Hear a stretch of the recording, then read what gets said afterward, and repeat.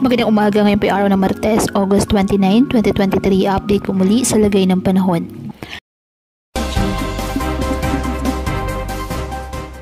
Patuloy pa rin na minomonitor ang dalawang bagyo na nasa loob at labas ng ating Philippine Area of Responsibility, ang bagyong Gureng at ang tropical storm Haikoy. Patuloy pa rin na hinahatak ng bagyong Gureng ang habagat na siya naman nagpapaulan sa iba't ibang bahagi ng ating bansa at inaasang lalabas ng ating PAR ang nasabing bagyo sa araw po ng Huwebes na umaga o tanghali.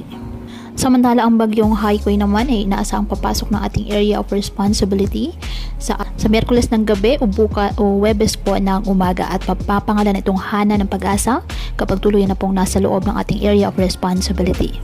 Ang habagat na pinalakas ng bagyong Gureng ay magdadala po ng mga monsoon rains dyan sa western portion ng Central Luzon, Southern Luzon at Visayas.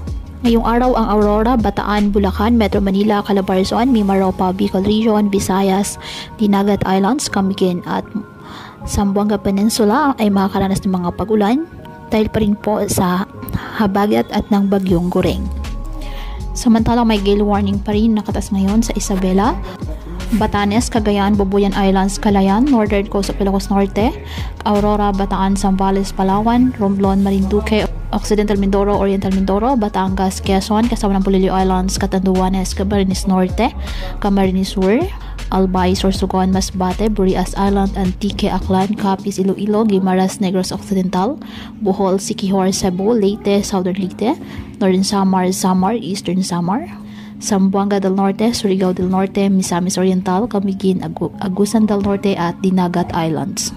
Kaya pinapayuhan ng ating mga kababayan na may maingat at maging alerto po sa mga posibleng pagbaha at pagguho ng lupa at ugaliin na magdala palagi ng payong o kahit anumang panangga sa ulan sa tuwing lalabas ng ating mga tahanan.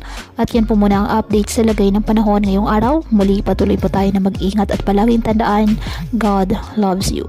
Stay safe and God bless.